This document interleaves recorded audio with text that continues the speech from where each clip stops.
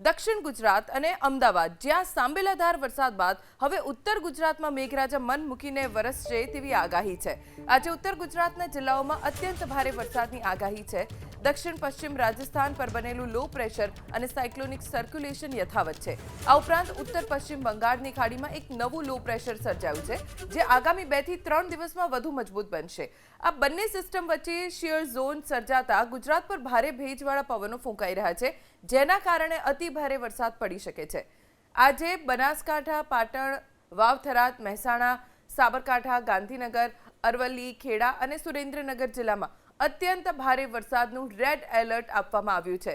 તો બીજી તરફ અમદાવાદ, આણંદ, પંચમહાલ, દાહોદ, મહીસાગર, વડોદરા, છોટાઉદેપુર, નર્મદા, ભરૂચ, સુરત, નવસારી, વલસાડ, રાજકોટ, અમરેલી, ભાવનગર, મોરબી, બોટાદ અને કચ્છમાં ઓરેન્જ એલર્ટ આપવામાં આવ્યું છે। સાથે સમગ્ર રાજ્યમાં પ્રતિ કલાક 30 થી 40 કિલોમીટરની ઝડપે પવન ફૂંકાવાની, વીજળીના કડાકા ભડાકા સાથે વરસાદ વરસવાની શક્યતા છે।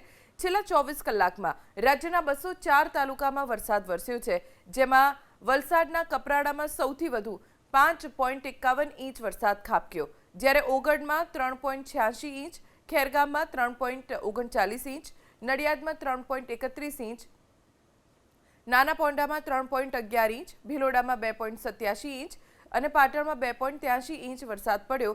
જો કે ગઈકાલ સવારથી રાજ્યમાં વરસાદનું જોર ઘટ્યું છે।